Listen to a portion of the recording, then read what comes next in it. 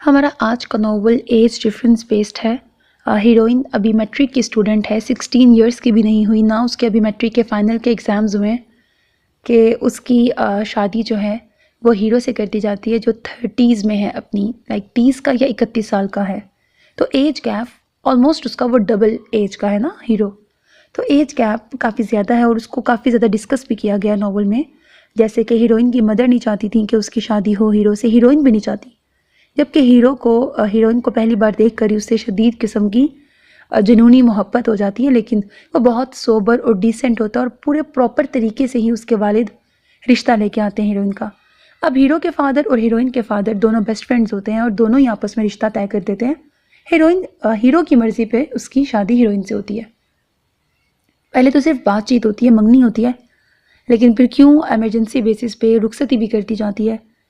और फिर उसके बाद स्टोरी में किस तरह से ट्विस्ट आता है।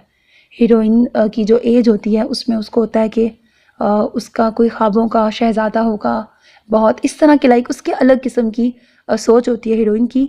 और उसकी सोच में उसकी माँ का बहुत अमल दखल होता है, मतलब उसको वो बहुत वर्गलाती हैं, हीरो से बदजन करती रहती हैं।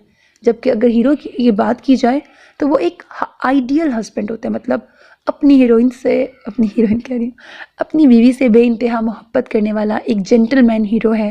मतलब उसकी हर बात मानने वाला, हर चीज़ में उसको प्रायोरिटी देने वाला और अपने घर का उसको मालकिन बना के रखता है। लेकिन हीरोइन और उसकी माँ उसको सिखाती रहती है, हीरोइन की मदर अपनी बेटी को सिखाती रहती है कि क्योंकि तुम नो उम्र हो, बहुत जवान हो, कम उम्र हो, वो तुमसे बहुत बड़ा है, वो इसलिए तुम्हें मोहब्बत देता है। कि मतलब समझ आ रही, मतलब एक तरह से वो उसके दिमाग में बिठाती है कि क्योंकि वो काना है ना, इसलिए वो तुम्हें तुम्हारी खूबसूरती और तुम्हारी कम उम्री की वजह से तुम्हें मोहब्बत करता है। जबकि हीरो की ये सोच नहीं होती, वो उससे जेन्युइनली मोहब्बत कर रहा होता है।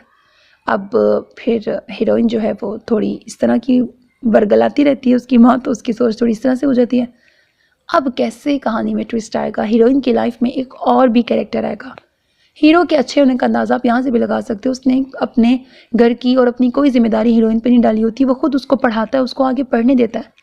हीरोइन मतलब वो मैट्रिक कभी उसने एग्ज़ाम्स नहीं दिए होते तब उसकी शादी हो जाती है, लेकिन हीरो उसको इतना मतलब हर चीज़ में उसको सपोर्ट करता है कि वो यूनिवर्सिटी में पहुँच जाती है। मतलब इतने साल वो एक साथ रहते हैं। फिर अब जब वो यूनिवर्सिटी में जाती है तो फिर उसकी लाइफ में एक और लड़का आता है जो कि उसका ही हम उम्र होता है।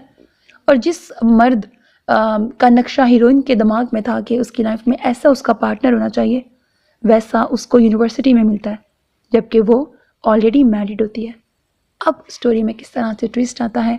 नॉवल की ऑफकोर्स हैप्पी एंडिंग है, उम्मीद है आपको नॉवल पसंद आएगा। मैंने कुछ ज़्यादा ही आज नॉवल जनरली बता दिया, खैर।